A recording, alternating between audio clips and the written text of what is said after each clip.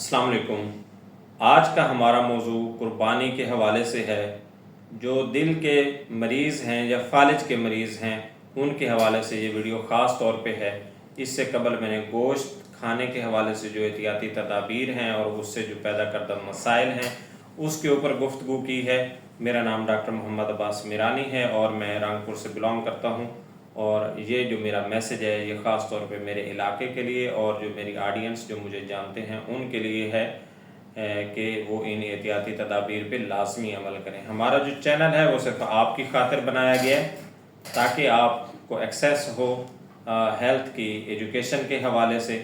काफ़ी सारे लोग इस पे वर्क कर रहे हैं लेकिन मेरे वर्क की वजह से आपको इजी एक्सेस हो सकती है हेल्थ एजुकेशन पे। तो आपका फ़र्ज़ बनता है कि आप भी हमारा चैनल जो है अपने इलाके के अंदर प्रमोट करें और इससे आप काफ़ी सबक हासिल करें। तो गोश्त के हवाले से जो दिल के मरीज़ हैं या फालिज के मरीज़ हैं उनको जो एहतियाती तदाबीर अख्तियार करनी है उसके हवाले से मैं अर्ज़ करता चलूँ कि जो गोश्त है वो दिल के अमराज में मुज़र नहीं है, बल्कि ये ज़रूरी है कि जो हमारी जिस्म की प्रोटीन्स या कैलोरी रिक्वायरमेंट्स हैं वो हम अपनी मुतवाज़न ग़िज़ा से पूरी करें।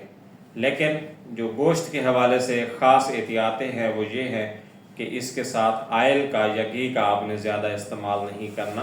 ताकि आपके जिस्म में कोलेस्ट्रोल की जो मिकदार है वो ना बढ़े और उससे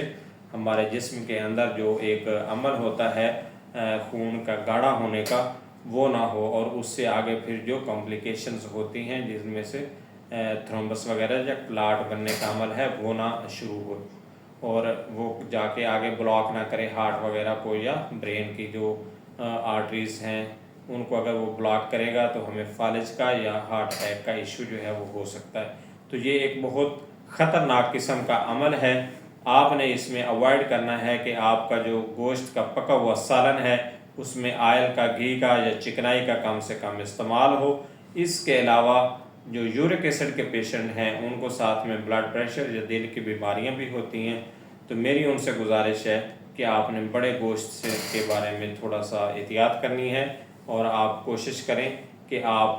वैसा गोश्त इस्तेमाल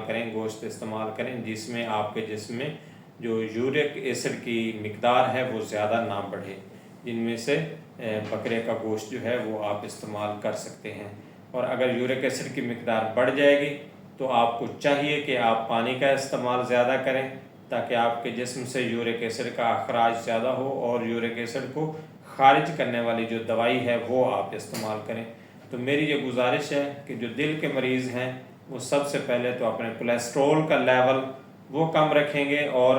जो गोश्त है वो भुना हुआ या बारबेक्यू किया हुआ वो खाएंगे या उबला हुआ खाएंगे। और दूसरी चीज़ जो है